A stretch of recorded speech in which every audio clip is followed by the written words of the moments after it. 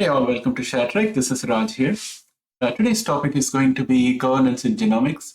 This is a very important topic in my opinion.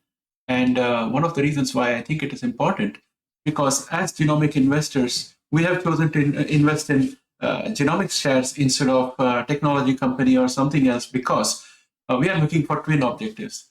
Of course, one of the important objectives is to get phenomenal gains because these shares are going to multiply significantly when the therapies get approved.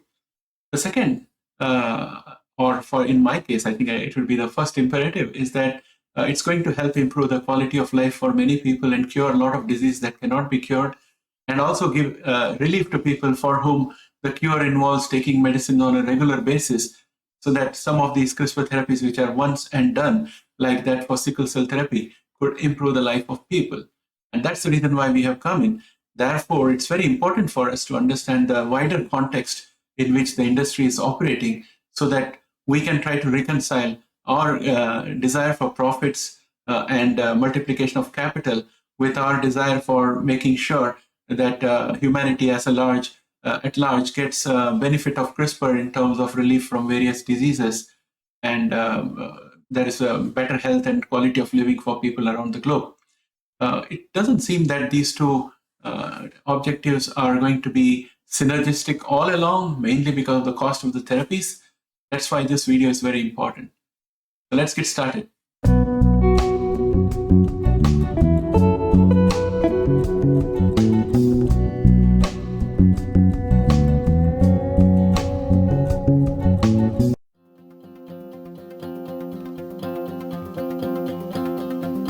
The story starts in 2018. This is the background of the whole video.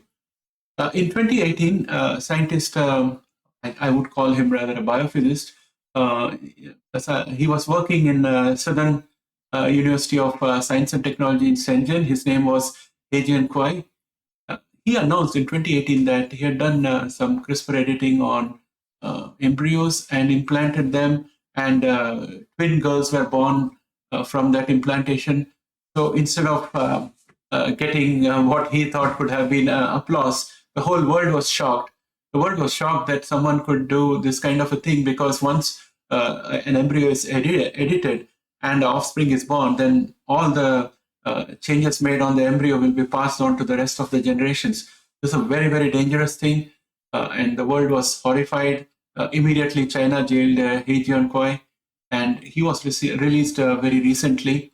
But in 2018 itself, the international community got shocked, and a committee was formed immediately to advise World Health Organization on how to manage CRISPR technologies and how to create a regime to control who can use it for what and what is the limit, so that the terms of engagement is absolutely clear, and anyone who doesn't adhere to that can be detected quickly and can be prosecuted to the toughest possible extent.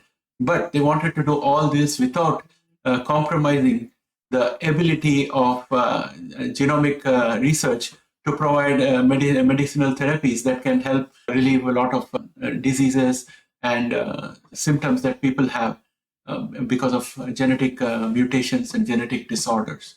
So with that mandate, the committee was very quick, and in July 2021, it provided 2 reports, but none of that was legally binding. In September 2020, another committee was formed, and this was much more comprehensive, and it had representatives from around 10 countries.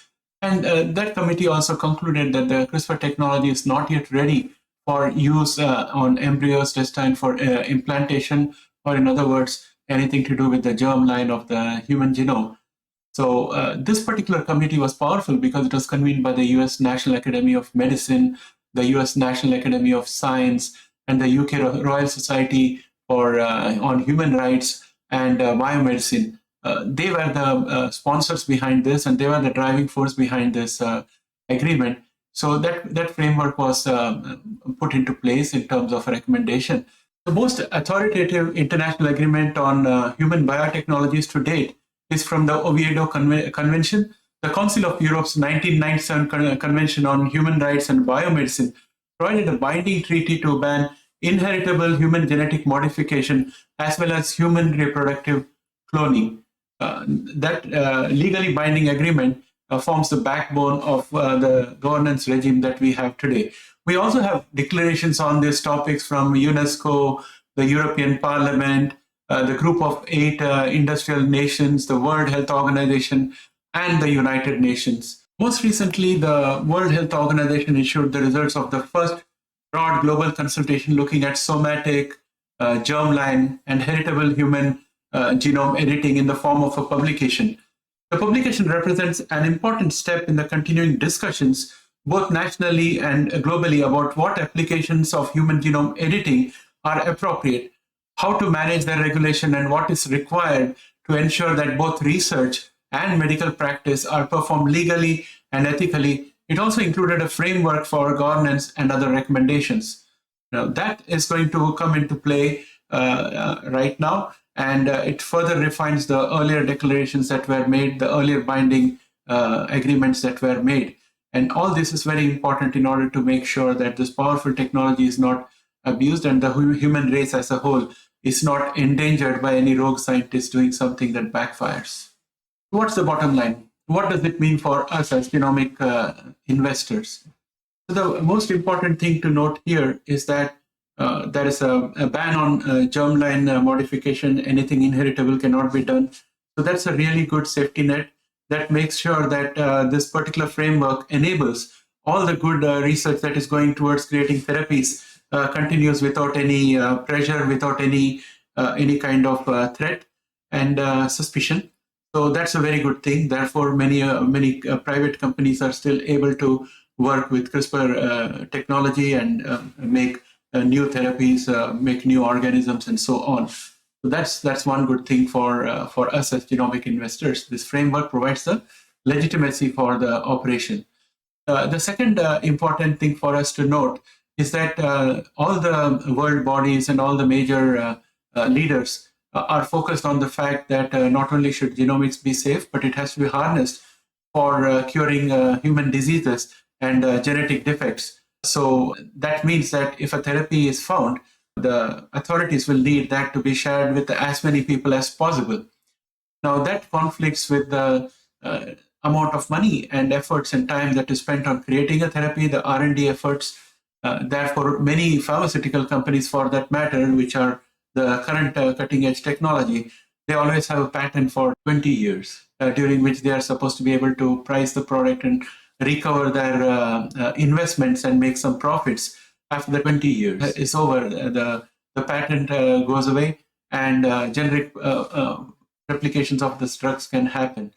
Now, in case of us as genomic investors, once a particular modification is done and a therapy is created and the technology has been formed, there is going to be an intellectual property.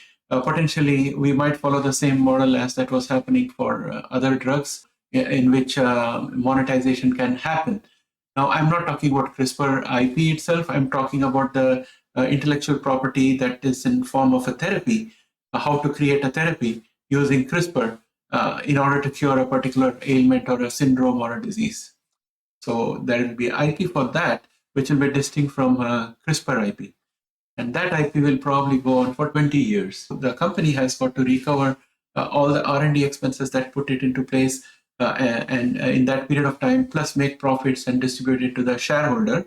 And at the same time, it is going to have a social responsibility and a moral obligation to make sure that people get the therapy, and the government should be keen that such therapies are not atrociously priced.